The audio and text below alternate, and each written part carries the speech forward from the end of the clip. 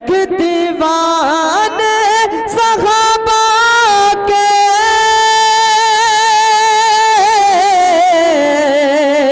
مستانے صحابہ کے سب کو مستفیض فرمائے، پھونک کر اپنے آشیانے کو، پھونک کر اپنے آشیانے کو زندگی بخش دی زمانے کو، پھونک کر اپنے آشیانے کو زندگی بخش دی زمانے کو۔ آگ تکبیر کی سینے میں دبی رکھتے ہیں، آگ تکبیر کی سینے میں دبی رکھتے ہیں، زندگی مثل بلال حبشی رکھتے ہیں۔ جناب حضرت اقدس مولانا جعفر مسعود حسنی صاحب، ناظر عام ندوۃ العلماء لکھنؤ۔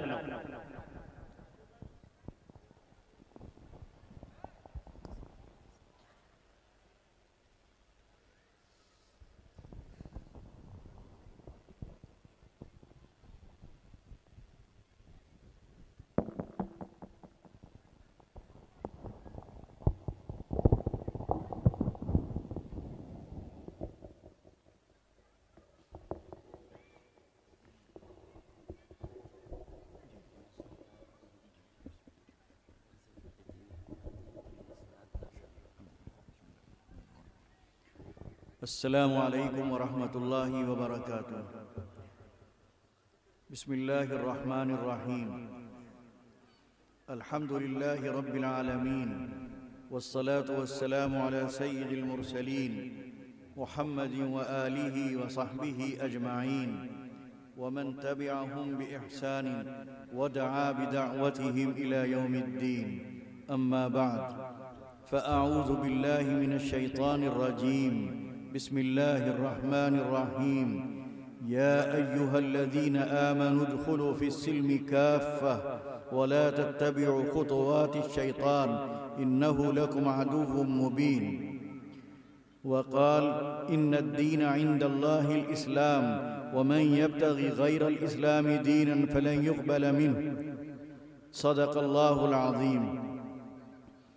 محترم حضرات، معزز خواتین اور عزیز طلباء، میرے لیے یہ بڑی مسرت کی بات ہے کہ مدرسہ دارالایمان صدیقیہ کے اس سالانہ اجلاس میں حاضری کی سعادت حاصل ہو رہی ہے۔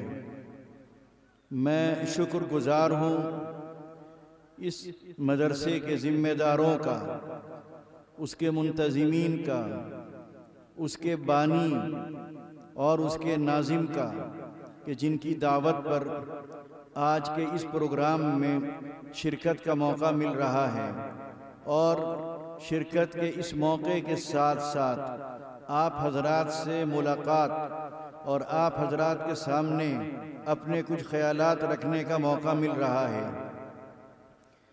آپ ایک دینی جذبے کے ساتھ یہاں آئے ہیں، کچھ سیکھنے کے لیے آئے ہیں، کچھ دین کی باتیں سننے کے لیے آئے ہیں۔ پہلے یہ نیت کر لیجئے کہ ہم جو یہاں آئے ہیں وہ دین کی باتیں سننے کے لیے، دین کو سمجھنے کے لیے اور دین پر عمل کرنے کے لیے۔ عمل کی نیت اگر ہے تو یہ سننے سنانے میں فائدہ ہے، اور اگر ایک مشاعرے کے طور پر یہاں آئے ہیں صرف لطف لینے کے لیے، تماشا دیکھنے کے لیے، بھیڑ اکٹھا کرنے کے لیے، اور عمل کا کوئی ارادہ نہیں، عمل کا کوئی جذبہ نہیں، عمل کی کوئی نیت نہیں، تو اتنا جو خرچ ہوا وہ خرچ بیکار ہے۔ یہاں آ کر جو جذبہ دیکھا، جو جوش دیکھا، جو ولولہ دیکھا، اور پھر یہ مجمع دیکھا، تو یقیناً خوشی ہوئی اور بے پناہ خوشی ہوئی۔ لیکن جب مدرسے کے ذمہ داروں سے اس مدرسے میں پڑھنے والے بچوں کی تعداد کے بارے میں پوچھا اور پتہ چلا کہ 100 یا 105 ہیں، تو صدمہ ہوا، افسوس ہوا، ایک جھٹکا لگا۔ اتنی بڑی تعداد جہاں ہو، جہاں 72 گھر ہوں، اور ان 72 گھروں میں سینکڑوں بچے ہوں، اور وہاں پر ایک مدرسہ ہو، اور مدرسہ قائم کرنے والوں نے جس طرح کی قربانی دی ہو، جس طرح کی محنت کی ہو، جس طرح جد و جہد کی ہو، جس طرح ایک ایک پیسہ انہوں نے جمع کیا ہو، اور جس طرح آپ کے گھروں میں جا جا کر آپ سے بچہ دینے کی فرمائش اور خوشامد کی ہو، اس کے بعد اتنی کم تعداد مدرسے میں بچوں کی ہو، تو یہ بہت سوچنے کا لمحہ ہے، غور کرنے کی بات ہے۔ اس کا مطلب یہ ہے کہ آپ کو جلسوں سے مطلب، جلسوں سے دلچسپی، پروگراموں سے تعلق، باقی مدرسے سے وہ تعلق نہیں ہے۔ مدرسے کی افادیت، مدرسے کی ضرورت اور مدرسے کی اہمیت کا آپ کو احساس نہیں ہے۔ قرآن کریم میں ایک جگہ آتا ہے، ام کنتم شہداء اذ حضر یعقوب الموت اذ قال لبنیہ ما تعبدون من بعدی قالوا نعبد الہک والہ آبائک ابراہیم واسماعیل واسحاق الہا واحدا ونحن لہ مسلمون۔ اس آیت کا ترجمہ ابھی آپ کے سامنے پیش کیا جائے گا، غور سے سنیے گا، توجہ سے سنیے گا، شاید آپ کو دینی تعلیم کی اہمیت کا اندازہ ہو۔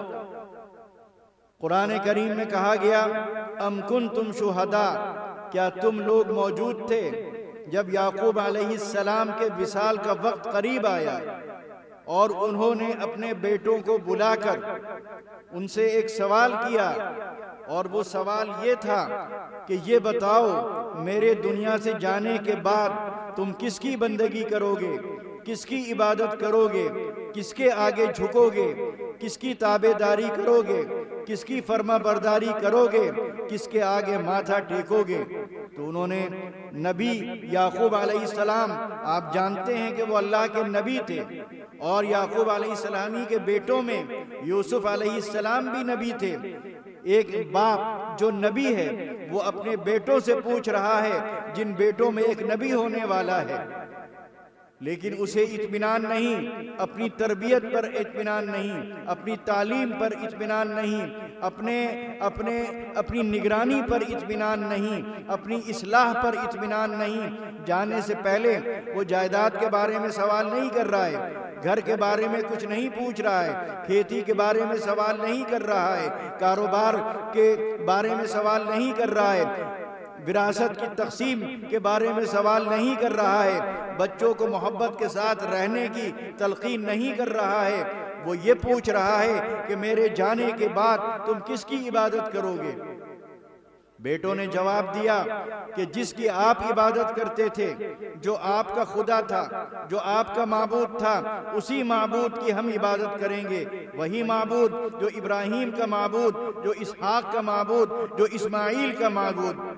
مولانا علی میاں رحمت اللہ علیہ اکثر اپنی تقریروں میں یہ کہا کرتے تھے اسی آیت کی روشنی میں کہ کسی باپ کی قبر سے پیٹ نہیں لگنی چاہیے جب تک کہ وہ اپنی اولاد کی طرف سے یہ اطمینان نہ کر لے کہ اس کے جانے کے بعد ان کا عقیدہ کیا ہوگا، آیا وہ توحید پر قائم رہیں گے یا نہیں رہیں گے، ایمان پر باقی رہیں گے یا نہیں رہیں گے، اسلام پر عمل پیرا رہیں گے یا نہیں رہیں گے، نبی علیہ السلام کی تعلیمات کو اپنائیں گے یا نہیں اپنائیں گے، قرآنی احکام کے مطابق اپنی زندگی گزاریں گے یا نہیں گزاریں گے، ان کے اخلاق وہی ہوں گے جن اخلاق کی تعلیم نبی علیہ السلام نے دی ہے۔ جب تک یہ اطمینان نہ ہو اس کو مرنا نہیں چاہیے، اس کی پیٹھ قبر سے لگنی نہیں چاہیے۔ لیکن ہماری یہ تعداد ثابت کر رہی ہے کہ یقیناً ہمیں اس تعلیم کی اہمیت کا اندازہ نہیں ہے۔ ایک نبی سمجھتا تھا کہ کتنا نازک موقع ہے، کتنا خطرناک یہ وقت ہے، بچے بہک سکتے ہیں، بچے توحید سے دور ہو سکتے ہیں، بچے اسلام کو چھوڑ سکتے ہیں، کیونکہ جو حالات ہیں وہ حالات ان کو دوسرے راستے پر ڈال سکتے ہیں۔ قرآن کریم کی ایک دوسری آیت، یا ایھا الذین آمنوا، یہاں ہماری بہنیں موجود ہیں، مائیں موجود ہیں، بیٹیاں موجود ہیں، ان کو اس آیت پر غور کرنا چاہیے۔ آیت میں کہا جا رہا ہے، یا ایھا الذین آمنوا، اے ایمان والو، قوا انفسکم، بچاؤ اپنے کو، وَأَهْلِيكُمْ، اور اپنے گھر والوں کو، گھر والوں میں بچے بھی ہیں، نارن، آگ سے بچاؤ، وقودها الناس والحجارہ، ایسی آگ سے بچاؤ جس کا ایندھن پتھر بھی ہوں گے اور انسان بھی ہوں گے، اور وہ ایسی آگ ہوگی کہ وہاں پر ایسے فرشتوں کی ڈیوٹی لگی ہوگی جو بڑے سخت دل ہوں گے، سخت کلام ہوں گے، سخت مزاج ہوں گے، قوی الجثہ ہوں گے، دیو ہیکل ہوں گے، لا یعصون اللہ ما امرہم، اور وہ اللہ تعالیٰ ان کو جن چیزوں کا حکم دے گا، جن کاموں کا حکم دے گا، وہ اس کی حکم کی نافرمانی نہیں کریں گے۔ سوچیے آپ کس آگ سے ڈرایا جا رہا ہے؟ جہنم کی آگ سے۔ وہ آگ کیسی ہوگی؟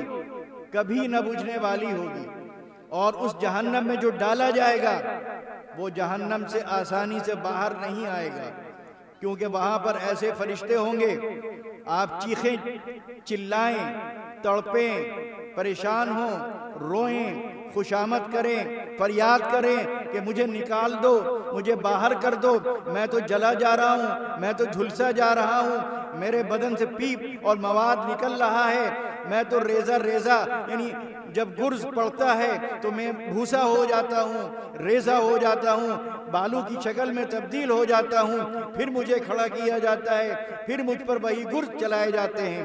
یہ ہوگا اس جہنم میں حال۔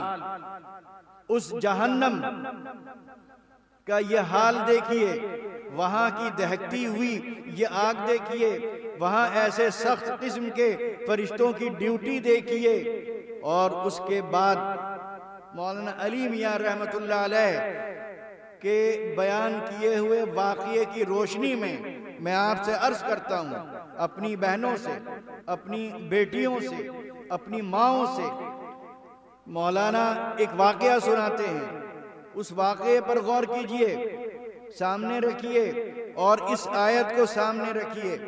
واقعہ وہ یہ سناتے ہیں کہ ایک شادی تھی، کھانا ہو رہا تھا، خواتین کی بڑی تعداد تھی، کھانا کھا رہی ہیں، لطف اٹھا رہی ہیں، گپ شپ ہو رہی ہے، ہنسی مذاق کیا جا رہا ہے، سب کے چہرے کھلے ہوئے ہیں، سب کے چہروں پر مسکراہٹ ہے۔ اچانک ایک خاتون اس میں کچھ بے چین نظر آتی ہیں، پریشان نظر آتی ہیں، ہنسی ان کے چہرے سے غائب ہو جاتی ہے، سارا سکون ان کا غارت ہو جاتا ہے، پلیٹ رکھ دیتی ہیں، ہاتھ کھانے سے کھینچ لیتی ہیں، اور کبھی ادھر جا رہی ہیں، کبھی ادھر جا رہی ہیں۔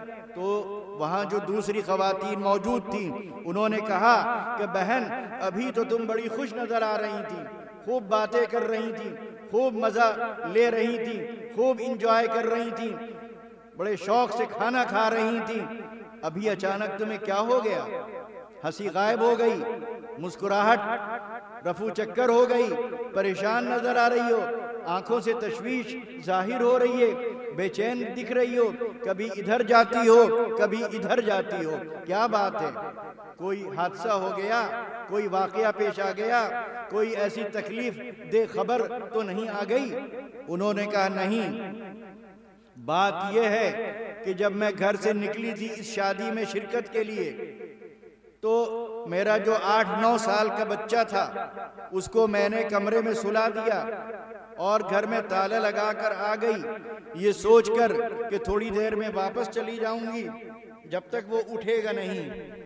لیکن اچانک مجھے خیال آیا کہ کہیں ایسا نہ ہو کہ وہ بچہ اٹھ جائے، اس کی آنکھ کھل جائے اور وہ کچن چلا جائے، اور کچن جا کر وہاں ماچس کی ڈبیا میں چھوڑ آئی ہوں، بھول کر نیچے رکھ دی ہے، کہیں اس کا ہاتھ ماچس کی ڈبیا تک نہ پہنچ جائے، اور کہیں ایسا نہ ہو کہ وہ ماچس کی ڈبیا اٹھا لے، اور کہیں ایسا نہ ہو کہ ماچس کی ڈبیا کھول لے اور کھولنے کے بعد اس میں سے تیلی نکال لے، اور تیلی نکالنے کے بعد اس ماچس کو رگڑ دے، اور جب رگڑے تو ماچس سے شعلہ نکلے گا اور خطرہ ہے کہ اس کو آگ نہ لگ جائے۔ یہ ماں کی ممتا ہوتی ہے، یہ ماں کی محبت کا تقاضا ہے۔ اگر ماں ہے، واقعی ماں ہے، تو اس کے اندر یہ محبت ہونی چاہیے، یہ ڈر ہونا چاہیے، یہ خوف ہونا چاہیے، یہ بے چینی اس کے اندر پیدا ہونا چاہیے، کیونکہ وہ ماں ہے، باپ سے زیادہ بیٹے سے پیار کرتی ہے، وہ بیٹے کی خاطر اپنی جان قربان کر سکتی ہے، تو یقیناً اگر ماں کو یہ خیال آ گیا کہ کہیں ایسا نہ ہو، کہیں ایسا نہ ہو، کہیں ایسا نہ ہو، اور کہیں ایسا نہ ہو کہ بچہ جل جائے۔ اور یہ بھی سنیے کہ دنیا میں جو آگ ہوتی ہے، چاہے وہ ماچس کی ہو یا گیس کے چولہے کی ہو یا اسٹوو کی ہو یا اور کہیں تنور کی ہو، آگ اگر لگتی بھی ہے تو دنیا میں اس کا علاج ہو جاتا ہے۔ دھبے اور داغ جو پڑتے ہیں جلنے کے، ایسے ایسے ٹیوب آ گئے ہیں کہ وہ دھبے اور داغ بھی صاف ہو جاتے ہیں، اور اگر نہ بھی ہوں تو پلاسٹک سرجری کے ذریعے کھال کو ویسے ہی دوبارہ بنایا جا سکتا ہے۔ تب بھی ماں اتنا ڈر رہی ہے، تب بھی ماں اتنا بے چین نظر آ رہی ہے، تب بھی ماں اتنی فکر میں مبتلا نظر آ رہی ہے۔ لیکن یہی ماں جو ایک خیال سے بے چین ہو جاتی ہے، ایک تصور سے کانپ جاتی ہے، جبکہ کوئی ضروری نہیں تھا کہ بچے کی آنکھ کھل جائے، اور کوئی ضروری نہیں تھا کہ بچہ کچن میں پہنچ جائے، اور کوئی ضروری نہیں تھا کہ وہ ماچس کی ڈبیا اٹھا لے، اور کوئی ضروری نہیں تھا کہ ماچس کی تیلی وہ نکال لے، اور کوئی ضروری نہیں تھا کہ وہ تیلی کو ماچس میں رگڑ دے اور آگ لگا لے اپنے کو۔ سوچئے، آپ ہنس رہے ہوں گے کیسی ماں ہے؟ ارے کہیں یہ ہو سکتا ہے؟ کہیں اتنی ساری باتیں ایک ساتھ پیش آ سکتی ہیں؟ لیکن ماں کی ممتا تھی۔ آپ ماں نہیں ہیں، آپ نہیں سمجھ سکتے، وہ ماں ہے، اور ہماری جتنی مائیں ہیں وہ سمجھ سکتی ہیں اس واقعے کی سنگینی کو۔ لیکن حیرت کی بات یہ ہے کہ جو ماں ایک ماچس کی تیلی سے اتنا ڈر رہی ہے، کھانا چھوڑ دیتی ہے، شادی کا پروگرام چھوڑ دیتی ہے، دعوت چھوڑ دیتی ہے، گپ شپ چھوڑ دیتی ہے، چہرے سے ہنسی اس کے غائب ہو جاتی ہے، بے قرار اور بے تاب ہو جاتی ہے، اس کا کھانے میں اس کو مزہ نہیں آتا، باتوں میں اس کو مزہ نہیں آتا، کسی سے ملنے کا اس کا دل نہیں چاہتا، بس ایک ہی فکر ہے کہ کہ کسی طرح اپنے بچے کو محفوظ کر لے اس آگ سے۔ لیکن وہی ماں جہنم کی آگ سے غافل نظر آتی ہے۔ وہاں خیال نہیں آتا کہ میں اپنے بچے کو مدرسے میں داخل کر کے کم سے کم اس کو کلمہ یاد کرا دوں، میں اس کو نماز یاد کرا دوں، میں اس کو نبی علیہ السلام کی محبت اس کے دل میں پیدا کر دوں، میں اس کو بتا دوں کہ اس کائنات کا بنانے والا، اس کا نظام چلانے والا، اس کو اور روزی دینے والا، شفا دینے والا، اولاد دینے والا، بارش برسانے والا، دھوپ نکالنے والا ایک ہی ہے، اور وہ خدا ہے۔ تو یہ خیال نہیں آتا جب تک یہ عقیدہ نہ ہوگا، جب تک نبی علیہ السلام کی تابعداری نہ ہوگی، جب تک شریعت کے مطابق زندگی نہ ہوگی، جب تک کلمہ یاد نہ ہوگا، جب تک نمازیں نہ پڑھنے والا ہوگا، جب تک زکوٰۃ کا نصاب اسے نہیں معلوم ہوگا، جب تک حج کا طریقہ اسے نہیں معلوم ہوگا، کہاں سے وہ مسلمان ہوگا، اور کیسے وہ جنت میں جائے گا، اور کیسے وہ دوزخ سے بچے گا۔ وہی ماں ایک طرف ماچس کی تیلی سے اتنا ڈر رہی ہے، اور جہنم کے اس کندوں سے نہیں ڈر رہی ہے جس کی آگ کبھی بجھے گی نہیں، جہاں ایسے ایسے سانپ ہوں گے کہ اگر ایک سانپ ان کا زمین پر پھنکار مار دے تو پوری زمین پر، یعنی پوری دنیا پر ایک سبزہ ختم ہو جائے گا۔ ایسی زہریلی ان کی پھونک ہوگی، ان کی پھنکار ہوگی کہ سبزہ خشک ہو جائے گا، زمین بنجر ہو جائے گی۔ ایسے ایسے بچھو ہوں گے کہ اگر وہ کاٹ لیں گے تو جسم سیاہ پڑ جائے گا۔ لیکن ماں کی ممتا وہاں تو نظر آ رہی ہے، اور یہاں ممتا کہاں چلی جاتی ہے پتہ نہیں چلتا۔ اس کے دو ہی مقصد اس کی دو ہی وجہ ہو سکتی ہیں۔ ایک وجہ یہ کہ اس کو بیٹے سے محبت نہیں ہے۔ اگر ماں کو جہنم کی آگ کے جلانے پر یقین ہے، پھر وہ اپنے بچے کو مدرسے میں داخل کر کے جہنم کی آگ سے بچانے کی کوشش نہیں کر رہی ہے، تو اس کا مطلب یہ ہے کہ اس کو اپنے بیٹے سے محبت نہیں ہے، وہ محبت کے دعوے میں جھوٹی ہے۔ وہ سگی ماں نہیں ہو سکتی، سوتیلی ہو سکتی ہے۔ کوئی سگی ماں ایسا نہیں کرے گی اگر اس کو جہنم کی آگ پر یقین ہو۔ ہاں، دوسری وجہ یہ ہو سکتی ہے کہ اس کو ماچس کی تیلی کے جلانے پر تو یقین ہے، لیکن جہنم کی آگ کے جلانے پر یقین نہیں ہے۔ دو باتیں ہو سکتی ہیں۔ ہماری مائیں خود جواب اس کا دے دیں کہ وہ اپنے بچوں کی دینی تعلیم کا جو نظم نہیں کر رہی ہیں، اس کی فکر نہیں کر رہی ہیں، بچوں کو مدرسے میں نہیں بھیج رہی ہیں، کلمہ نہیں سکھا رہی ہیں، نماز نہیں سکھا رہی ہیں، محمد وہ بیچارہ چھوٹی ہے سے لکھتا ہے اس کو نہیں بتا رہی ہیں کہ محمد بڑی ہے سے ہے، وہ اللہ بڑی ہے سے لکھتا ہے اسے نہیں بتا رہی ہیں کہ اللہ میں چھوٹی ہے لگتی ہے۔ بچوں کا حال یہ ہے کہ اللہ نہیں لکھ سکتے، محمد نہیں لکھ سکتے، انبیاء کے نام نہیں سنا سکتے، صحابہ کرام کے واقعات نہیں سنا سکتے، کیونکہ جن اسکولوں میں ان کو بھیجا جا رہا ہے وہاں یہ تعلیم نہیں دی جا رہی۔ ایسا نہیں ہو سکتا کہ یہاں سارے بچے جاہل ہیں، وہ کہیں نہ کہیں اسکولوں میں پڑھ رہے ہوں گے، لیکن اگر آپ پڑھا رہی ہیں وہاں شوق سے پڑھائیے، کیونکہ آپ کو دنیا بھی دیکھ رہی ہیں، آپ چاہتی ہیں کہ اس کے ہاتھ میں پیسہ بھی آئے، آپ چاہتی ہیں کہ اس کو شہرت بھی ملے، آپ چاہتی ہیں کہ اس کو عزت بھی ملے، لیکن اپنے گھروں میں انتظام کیجئے، گھروں میں عالم کو بلائیے، مولوی کو بلائیے، مولانا کو بلائیے، ان کا ٹیوشن لگوائیے اور ان سے کہیے کہ میرے بچے کو کلمہ سکھائیے، میرے بچے کو قرآن کریم پڑھنا سکھائیے، میرے بچے کو نماز سکھائیے، میرے بچے کو یہ سکھائیے، میرے بچے کو وہ سکھائیے۔ اتنا تو کم سے کم کر سکتی ہیں ہماری بہنیں۔ بڑی حد تک دین کو بچانے کی ذمہ داری، دین کی حفاظت کی ذمہ داری جس طرح ہمارے مردوں پر عائد ہوتی ہے، اس سے کسی طرح کم ہماری بہنوں پر عائد نہیں ہوتی ہے۔ وہ اگر یہ سمجھتی ہیں کہ یہ ذمہ داری شوہر کی ہے تو یہ غلط ہے۔ اصل تربیت گاہ گھر ہوتا ہے، اصل مربی ماں ہوتی ہے، اصل نگرانی کرنے والی ماں ہوتی ہے، اصل فکر کرنے والی ماں ہوتی ہے، اس کی ذمہ داری ہے۔ ایک زمانہ تھا کہ گھروں میں جو دادیاں ہوا کرتی تھیں، جو نانیاں ہوا کرتی تھیں، وہ اپنے بچوں کو سونے سے پہلے انبیاء کے قصے سنایا کرتی تھیں، صحابہ کے قصے سنایا کرتی تھیں، جنت کا تذکرہ ان کے سامنے کرتی تھیں، دوزخ کا ذکر ان کے سامنے کرتی تھیں۔ وہ بچے کہیں پڑھیں، کسی اسکول میں پڑھیں، ہندوؤں کے اسکولوں میں پڑھیں، عیسائیوں کے اسکولوں میں پڑھیں، یہودیوں کے اسکولوں میں پڑھیں، لیکن رات کو دادی اور نانی کے بستر میں لیٹ کر وہ مومن ہو جایا کرتے تھے۔ صبح وہ کچھ پڑھ کر آتے تھے، لیکن رات میں ان پر ایک دوسرا رنگ چڑھا دیا جاتا تھا، وہ رنگ اسلام کا ہوتا تھا۔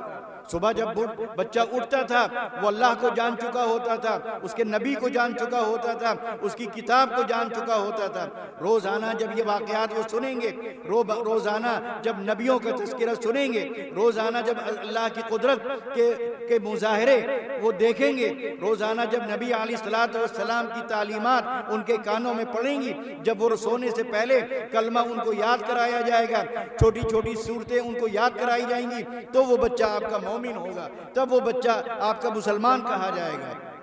تو یہ باتیں میں نے اس لیے عرض کی کہ بچوں کی تعداد کی کمی دیکھ کر افسوس ہوا، اتنا بڑا مجمع اور بچوں کی اتنی معمولی تعداد۔ اس کا مطلب یہ ہے کہ آپ کو احساس نہیں ہے کہ آپ اپنے بچوں کے ساتھ کیا ظلم کر رہی ہیں، بچوں کے ساتھ کیا زیادتی کر رہی ہیں، بچوں کو کس آگ میں آپ جھونکنے کی کوشش کر رہی ہیں۔ بہت بڑی مجرم ثابت ہوں گی وہ مائیں جو اپنے بچوں کی دینی تعلیم کے لیے فکر نہ کریں اور اس کی کوشش نہ کریں اور مدرسے میں نہ بھیجیں۔ آپ مدرسے کو 2 پیسے نہ دیجئے، کوئی ضرورت نہیں ہے، دوسرے گاؤں والے دے دیں گے، تیسرے گاؤں والے دے دیں گے، باہر سے کہیں نہ کہیں سے امداد ہو جائے گی۔ آپ کی ذمہ داری اپنے بچوں کو دینے کی ہے، پیسے دینے ذمہ داری نہیں ہے، وہ دے دیں ٹھیک ہے، اللہ تعالیٰ آپ کو اس کا اجر عطا فرمائے، لیکن سب سے بڑی ذمہ داری جو یہاں کے رہنے والوں پر عائد ہوتی ہے وہ یہ ہے کہ پیسے کے بجائے اپنے بچوں کو مدرسے بھیجیں، بچوں کا چندہ دیجئے، بچوں کی تعداد بڑھائیے۔ ہونا تو یہ چاہیے تھا کہ یہاں پر 500 بچے ہوتے، 600 بچے ہوتے۔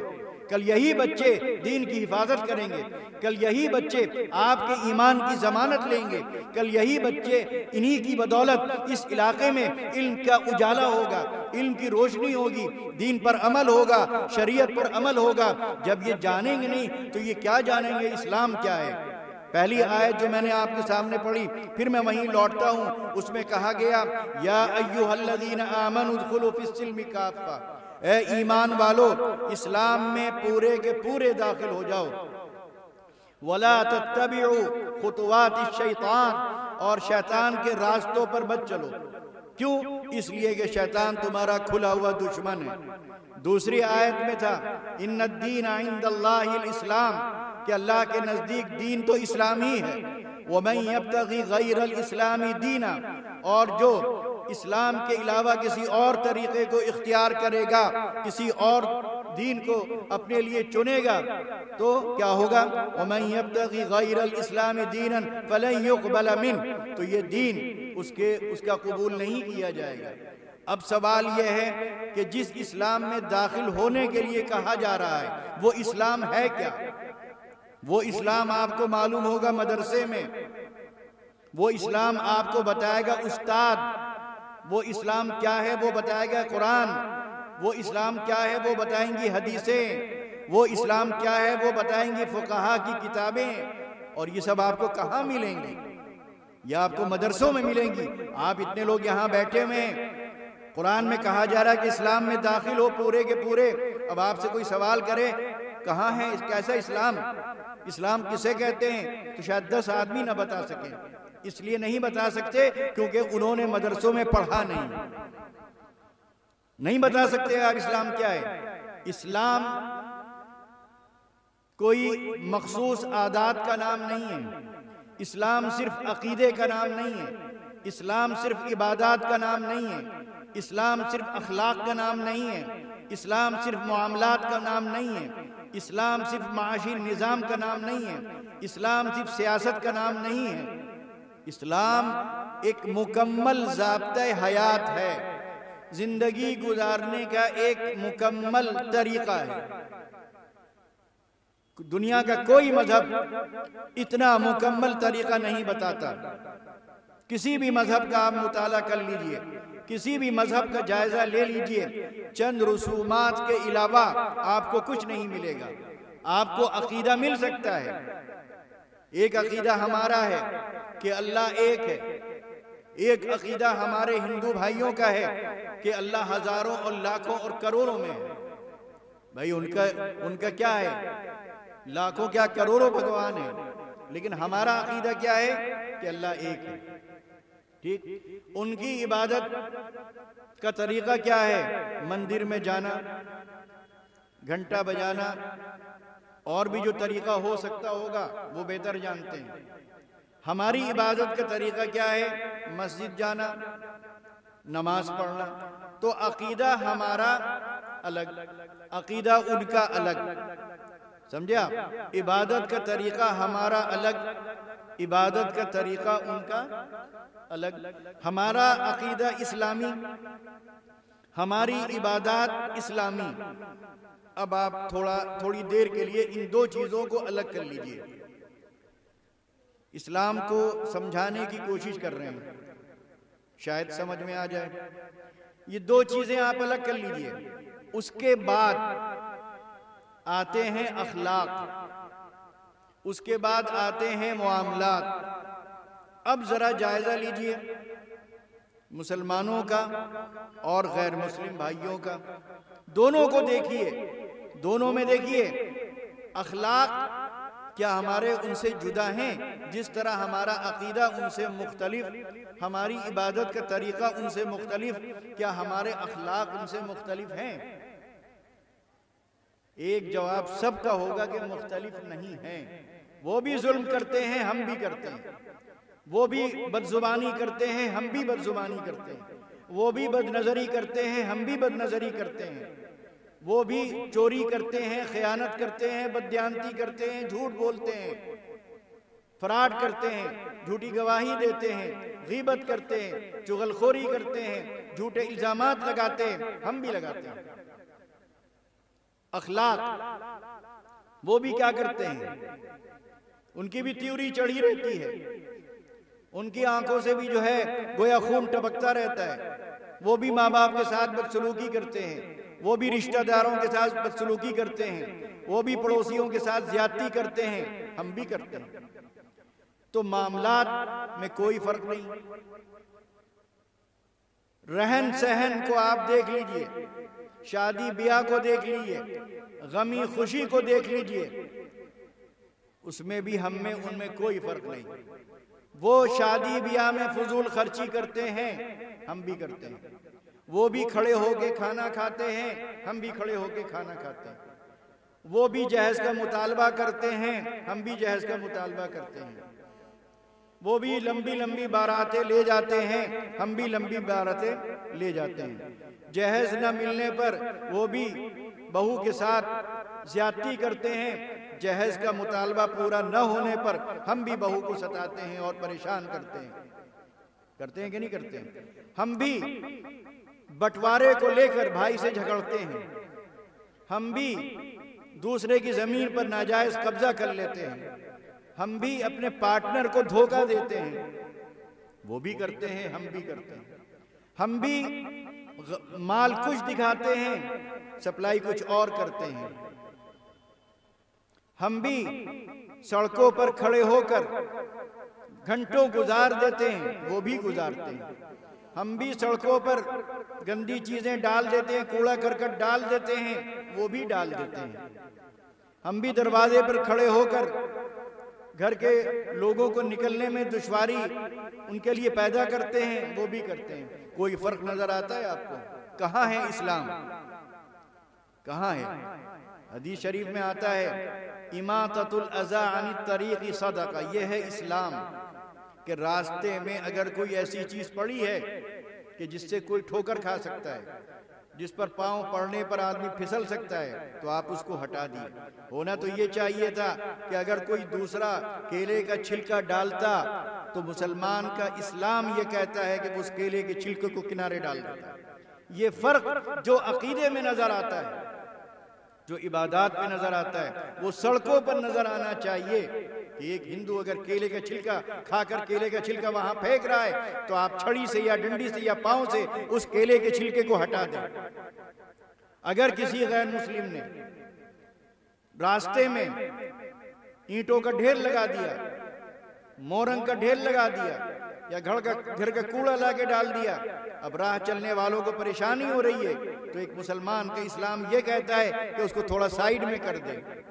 اگر کسی نے بائک ایسی جگہ کھڑی کر دی کہ دوسرے کی بائک نہیں نکل پا رہی ہے، تو اسلام یہ کہتا ہے کہ آپ اس کی بائک تھوڑا ہٹا دیں تاکہ وہ آسانی سے نکل جائے۔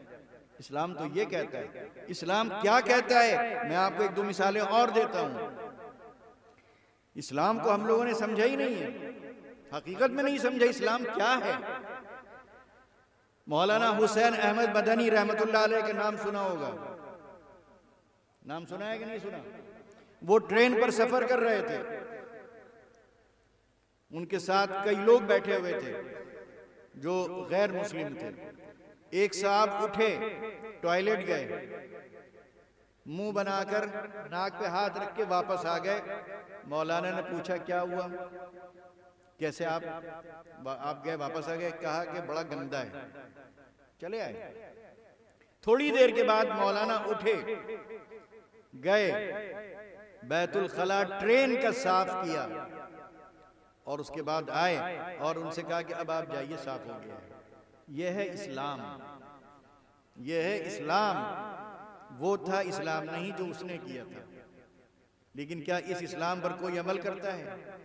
ایک صاحب کو خود میں نے دیکھا ٹرین پر، عالم تھے، آپ نے دیکھا ہوگا کہ واش بیسن لگا ہوتا ہے، لوگ پان کھاتے ہیں اسی میں تھوک دیتے ہیں، پکار کھاتے ہیں اسی میں تھوک دیتے ہیں، اس میں چھوٹے چھوٹے سوراخ ہوتے ہیں، ڈلی سے وہ سوراخ بند ہو جاتے ہیں اور اس میں پانی بھر جاتا ہے۔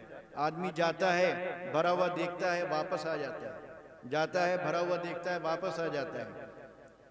کسی میں اسلام نہیں ہے۔ جس میں اسلام تھا، سچا اسلام جو پوری طرح اسلام میں داخل ہو چکا تھا، وہ مسلمان جاتا ہے اور اس کو صاف کرتا ہے اور اس کا پانی پورا نکال دیتا ہے، اس کے سوراخ جو تھے جو بند ہو گئے تھے ان کو کھول دیتا ہے۔ یہ تھا اسلام۔ یہ کہاں اسلام نظر آتا ہے؟ یہ اسلام کہیں نظر آتا ہے؟ پڑوسیوں کے ساتھ دوسرا پڑوسی مر رہا ہے، کسی کو کوئی فکر نہیں ہوتی، لیکن ایک مسلمان اگر پوری طرح اسلام میں داخل ہو چکا ہے تو وہ تڑپ جائے گا، وہ اس کے علاج کی فکر کرے گا، اس کی بیماری دور کرنے کی کوشش کرے گا، اس کو اس کی درد سے نجات دلانے کی کوشش کرے گا، اس کو لاد کے اسپتال لے جائے گا۔ سڑکوں پر کتنے واقعات ہوتے ہیں، ایکسیڈنٹ ہوتے ہیں، آدمی جاں بلب ہے، لوگ گزرتے جاتے ہیں دیکھتے ہوئے کہ اگر ہم نے اس کو اٹھایا تو ہم ہی پھنس جائیں گے، لیکن اگر واقعی کوئی مسلمان ہے جو اسلام میں پوری طرح داخل ہو چکا ہے تو وہ اپنی جان خطرے میں ڈال کر وہ پھنسنے کی پرواہ نہیں کرے گا۔ اس کا پہلا کام یہ ہوگا کہ کسی طرح اس کی جان بچ جائے، میں پھنستا ہوں پھنس جاؤں، کیونکہ وہ اللہ کے لیے کرتا ہے۔ اللہ کے لیے جب آدمی کام کرے گا تو وہ واش بیسن بھی صاف کر لے گا، وہ فلش بھی صاف کر لے گا۔ آپ کو پتا ہے قاری صدیق صاحب کا نام سنا ہوگا۔ یہ بزرگ صرف اس لیے نہیں ہے کہ جا کر ان سے آدمی پانی پھکوا لے، ان سے تعویذ لے لے یا جا کے دوزانوں ان کے سامنے بیٹھ جائے۔ قاری صدیق صاحب کا یہ معمول تھا، اور یہ معمول ان صاحب نے بتایا جنہوں نے وہاں پڑھا، اور آج وہ بھی 75 سال کے ہیں، ان کی آنکھوں دیکھا واقعہ۔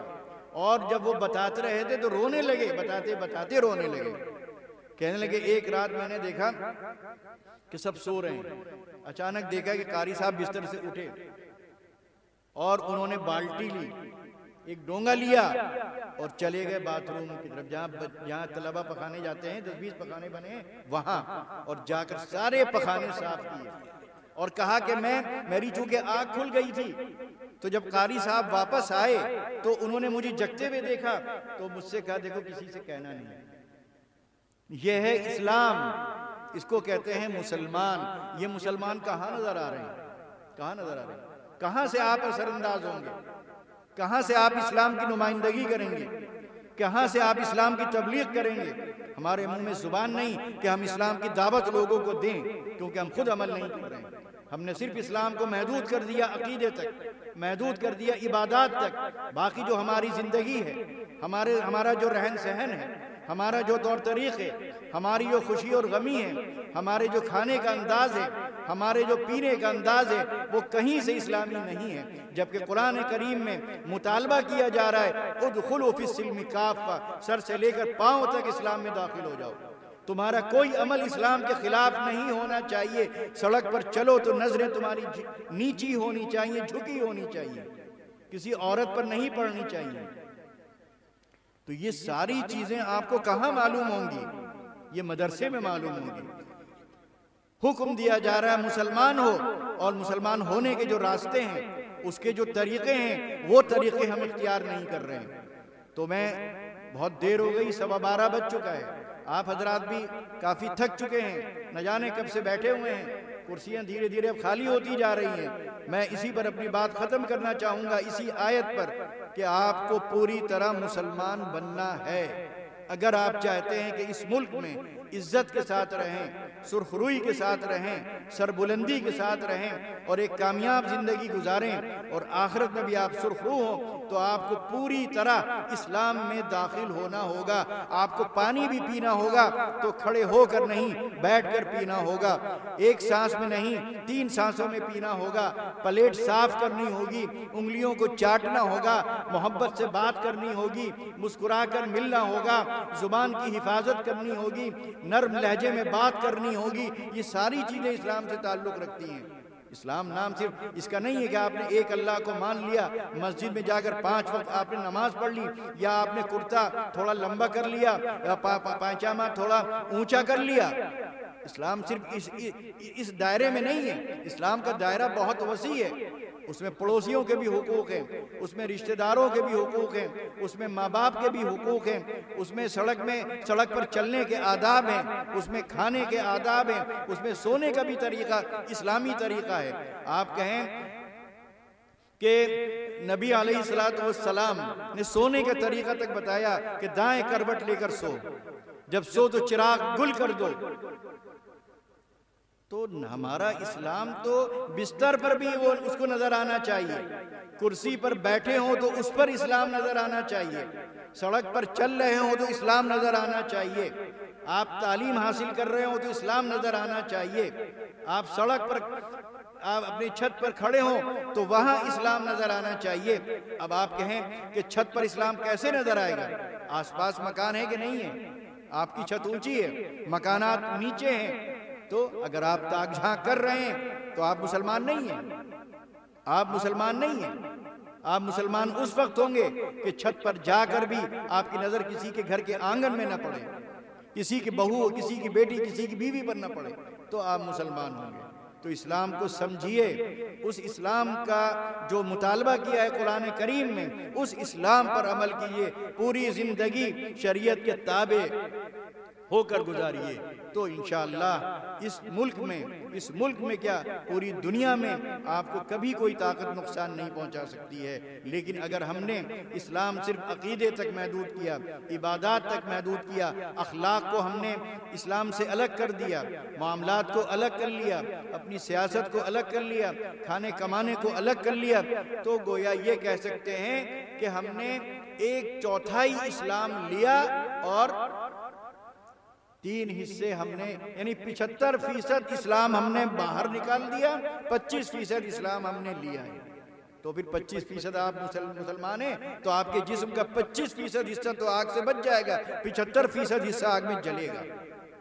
کیسے بچائیں گے آپ کی آنکھیں مسلمان نہیں، دیکھا کرتی ہیں الٹی سیدھی چیزیں، ہمارے کان مسلمان نہیں، غلط باتیں سنتے ہیں، ہماری زبان مسلمان نہیں، غلط باتیں بکتی ہے، ہمارے پاؤں مسلمان نہیں، غلط چیزوں کی طرف وہ بڑھتے ہیں، ہمارے ہاتھ مسلمان نہیں، غلط چیزوں کی طرف اٹھتے ہیں۔ تو آخر ہے کیا اسلام ہمارے اندر؟ کہاں ہے اسلام؟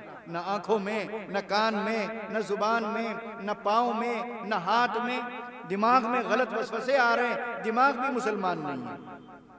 تو سوچئے ذرا، اسلام کا جائزہ لینا چاہیے، اپنا محاسبہ کرنا چاہیے کہ کون، اور پوچھنا چاہیے کہ بھئی اس معاملے میں شریعت کیا کہتی ہے، اس معاملے میں دین کیا کہتا ہے، اس معاملے میں اسلام کیا کہتا ہے، اس معاملے میں قرآن کیا کہتا ہے، اس معاملے میں حدیث کیا کہتی ہے۔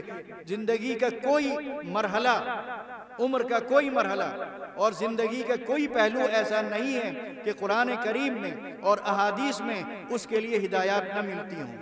لیکن ان ہدایات کو سمجھنے کے لیے، ان تک پہنچنے کے لیے، ان کو جاننے کے لیے آپ کو علماء سے رابطہ کرنا ہوگا، آپ کو مدارس سے جوڑنا ہوگا، مدارس سے وابستہ ہونا ہوگا، اپنے بچوں کو دینی تعلیم دینا ہوگا، تب آپ سمجھ پائیں گے۔ پھر وہی بچے آ کر آپ کو بتائیں گے، وہی بچے آپ کو سکھائیں گے۔ ٹھیک ہے کہ آپ کے زمانے میں مدرسے نہیں تھے، آپ دینی تعلیم نہیں حاصل کر سکے، آپ میں سے بہت سے ایسے ہوں گے جو قرآن کریم شاید ناظرہ بھی نہ پڑھ سکتے ہوں گے، بہت سے ایسے ہوں گے جنہیں نماز کا طریقہ نہ معلوم ہو۔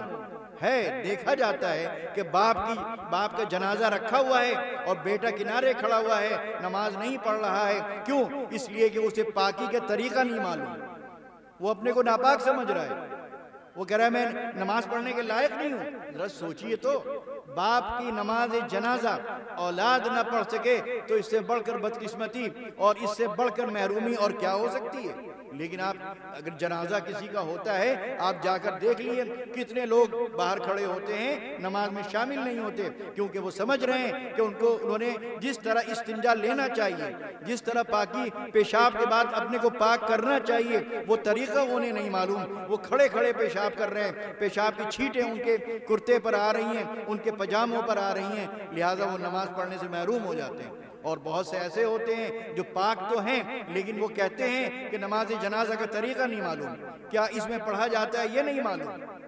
باپ مرتا ہے، قرآن پڑھ کر بخش نہیں سکتے، دوسروں کو بلاتے ہیں، حضرت پڑھ دیجئے میرے ابا مر گئے، ایک پارہ پڑھ دیجئے، کچھ پارے بخش دیجئے۔ خوشامد کی جا رہی دوسروں کی، باپ آپ کا مرا اور آپ خوشامد کر رہے ہیں دوسروں سے ایصال ثواب کے لیے، بخشوانے کے لیے۔ افسوس کی بات ہے، اور یہ اسی وقت کی کمی دور ہوگی جب آپ مدرسوں سے جڑیں گے، مدرسوں میں جو تعلیم کی جاتی ہے وہ تعلیم اپنے بچوں کو دلوائیں گے، تو شاید آپ صحیح طور پر وہ مسلمان بن پائیں گے جس مسلمان کا مطالبہ قرآن کریم میں اس طرح کیا گیا ہے، ادخلوا فی السلم کافہ، کہ اسلام میں پورے کے پورے داخل ہو جاؤ۔ ایمان ہے کیا؟ جیسے حدیث شریف میں آتا ہے، لا ایمان لمن لا امانت لہ، جس کے اندر امانت داری نہیں اس کے اندر ایمان نہیں۔ لا دین لمن لا عہد لہ، جو عہد پورا نہیں کرتا اس کے اندر دین نہیں۔ اور آپ نے کیا فرمایا؟ اکمل المؤمنین ایمانا احسنہم خلقا، کامل مومن وہ ہے جس کے اخلاق سب سے اچھے ہوں۔ آپ نے کیا فرمایا؟ فَلَا وَرَبِّكَ لَا يُؤْمِنُونَ حَتَّى يُحَكِّمُوكَ فِيمَا شَجَرَ بَيْنَهُمْ ثُمَّ لَا يَجِدُوا فِي أَنفُسِهِمْ حَرَجًا مِمَّا قَضَيْتَ وَيُسَلِّمُوا تَسْلِيمًا کہ خدا کی قسم تم لوگ اس وقت تک صاحب ایمان نہیں ہو سکتے، تم مومن نہیں ہو سکتے، تم مسلمان نہیں ہو سکتے، تم دیندار اور متقی پرہیزگار نہیں ہو سکتے جب تک کہ تم نبی علیہ السلام کو حکم نہ بنا لو ان تمام معاملات میں جو تمہارے آپسی جھگڑوں کا سبب بنتے ہیں۔ یہاں دین کے معاملات نہیں کہے جا رہے ہیں، نبی علیہ السلام کی تابعداری ہمیں اپنے ذاتی معاملات میں کرنا ہے، گھریلو معاملات میں کرنا ہے، آپسی جھگڑوں میں بھی کرنا ہے۔ وہاں پر بھی ہمیں پوچھنا ہے کہ شریعت کیا کہتی ہے، تقسیم کو لے کر، وراثت کو لے کر، بٹوارے کو لے کر، خاندانی جھگڑوں کو لے کر، زمین و جائیداد کے مقدمات کو لے کر، وہاں پر بھی ہمیں دیکھنا ہے کہ شریعت کیا کہتی ہے۔ ہمیں قرآن کریم یا نبی علیہ السلام صرف عبادات میں ہماری رہنمائی نہیں کرتے، ہر چیز میں ہماری رہنمائی کرتے ہیں، لیکن ہم وہاں پر عدالتوں میں جاتے ہیں، اپنے مقدمات لے کر وہاں جاتے ہیں، ہم ہندو ججوں سے فیصلہ کرواتے ہیں، ہندو وکیل کر کے اپنے یعنی ناجائز ہوتے ہوئے بھی ہم دوسرے کا حق مار دیتے ہیں۔ کیا آپ سمجھتے ہیں کہ جو کچھ آپ نے کر لیا وہ ختم ہو گیا؟ آپ کو جواب دینا ہوگا ہر چیز کا، مرنے کے بعد ہر چیز پوچھی جائے گی، کسی چیز سے نہیں بچ پائیں گے۔ تو جہنم کی آگ کو سامنے رکھیے اور جس طرح کا اسلام چاہیے وہ اسلام اپنانے کی کوشش کیجئے۔ بس میں انہی چند باتوں پر اپنی بات ختم کرتا ہوں۔ وآخر دعوانا ان الحمدللہ رب العالمین۔ اللهم صل على محمد وعلى آل محمد كما صليت على إبراهيم وعلى آل إبراهيم إنك حميد مجيد اللهم بارك على محمد وعلى آل محمد كما باركت على إبراهيم وعلى آل إبراهيم إنك حميد مجيد ربنا ظلمنا أنفسنا وإن لم تغفر لنا وترحمنا لنكونن من الخاسرين ربنا آتنا في الدنيا حسنة وفي الآخرة حسنة وقنا عذاب النار ربنا هب لنا من أزواجنا وذرياتنا قرة أعين واجعلنا للمتقين إماما ربنا فاغفر لنا ذنوبنا وكفر عنا سيئاتنا وتوفنا مع الأبرار اللهم إنك عفو كريم تحب العفو فاعف عنا اللهم أنت السلام ومنك السلام تباركت ربنا وتعاليت يا ذا الجلال والإكرام اللهم حبب إلينا الإيمان وزينه في قلوبنا وكره إلينا الكفر والفسوق والعصيان واجعلنا من الراشدين اللهم آت نفوسنا تقواها وزكها أنت خير من زكاها اللهم أرنا الحق حقا وارزقنا اتباعه وأرنا الباطل باطلا وارزقنا اجتنابه ربنا تقبل منا إنك أنت السميع العليم وتب علينا إنك أنت التواب الرحيم وصلى الله تعالى على خير خلقه محمد وآله وصحبه أجمعين برحمتك يا أرحم الراحمين